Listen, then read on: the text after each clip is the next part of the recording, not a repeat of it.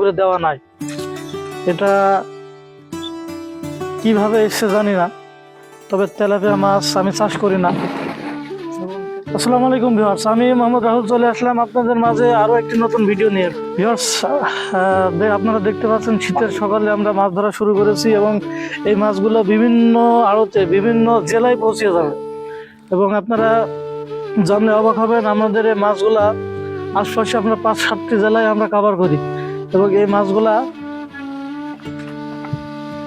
এই অঞ্চলের মাছ চাষের চাহিদা অনেকাংশে আমরা পূরণ করতে সাহায্য করি, যার কারণে বাংলাদেশ সহ আমাদের আশপাশের জেলা সহ বাংলাদেশের মাছের যে ঘাটতি, সেই ঘাটতিটা আগের থেকে অনেকাংশ পূরণ হয়েছে। আপনাদেরকে বলে রাখি, আমার একারই 2000 বিঘার উপরে মাছের চাষ আছে, যেটি বিশাল বিশাল বিশাল এবং এই বিশাল জায়গায় মাছ চাষ এবং মাছ পরিচর্যা খুব সহজ কথা না। কারণ এই মাছ চাষ পানির নিচের জিনিস এবং পানির নিচের জিনিস রেখে শান্তিভাবে ঘুমানো যায় না, কারণ বিভিন্ন ধরনের বিপদ আপদ হতেই পারে। সেই দৃষ্টিকোণ থেকে মাছ চাষ খুবই কঠিন একটা বিষয়। যদি সায়েন্টিফিক উপায় এবং আপনারা যদি মাছ চাষের সঠিক উপায় জেনে থাকেন, তাহলেই এটি সম্ভব। দুটো টাকা পয়সা চোখে দেখতে পারবেন। তাছাড়া মাছ চাষ করে সব কিছু শেষ হয়ে গিয়েছে, অনেক রেকর্ড আছে, অনেকজনকে আমি দেখেছি মাছ চাষ করে সব কিছু শেষ হয়ে গেছে। তো আপনাদেরকে একটু মাছ দেখাই। আমি আর হাত দিচ্ছি না, কত বিশাল সাইজের মাছ এবং এই মাছগুলাই আপনাদের কাছে পৌঁছে যায়। আজ আপনারা খুব শান্তি করে মাছগুলা খান, কিন্তু মাছ চাষের এবং মাছ ধরার পিছনের গল্পটি অনেক কঠিন। তো ভিউয়ার্স, আপনাদেরকে বলে রাখি,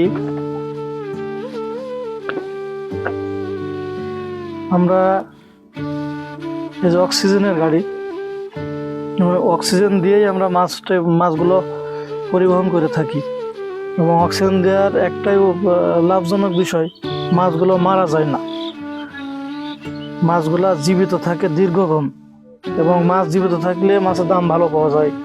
মাছ মারা গেলেই কেজিতে 30, 40, 50 টাকা নাই হয়ে যায়, যেটি চাষির জন্য অনেক বেদনাদায়ক। সে দৃষ্টিকোণ থেকে আমরা চেষ্টা করি মাছগুলো অক্সিজেনে পরিবহন করার। তো ভিউয়ার্স, আপনারা দেখতে পাচ্ছেন আর এক খাড়ি মাছ চলে এসেছে এবং মাছগুলো আমরা আবার দেখব কি কি মাছ তারা এনেছে। একটু ক্যামেরা নিয়ে আসো, ঢেলে ফেলো।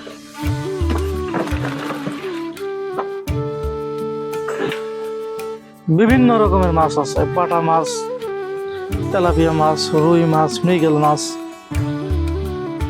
এবং সবচেয়ে মজার এবং আশ্চর্য বিষয় কি জানেন ভিউয়ার্স? এই তেলাপিয়া মাছ এবং বাটা মাছ কত 29 কেজি 23 কেজি 900 দাও। এই তেলাপিয়া মাছ এবং বাটা মাছ আমার পুকুরে দেওয়া নাই। এটা কিভাবে এসছে জানি না, তবে তেলাপিয়া মাছ আমি চাষ করি না এবং তেলাপিয়া মাছ চাষ করা একটু খরচ সাপেক্ষ, কারণ তেলাপিয়া মাছ চাষ করতে হলে আপনার পুকুর রেডি করার জন্য বিষ মারতেই হবে এবং যদি বিষ না মারা হয় বড় মাছের চাষ করা খুবই কঠিন।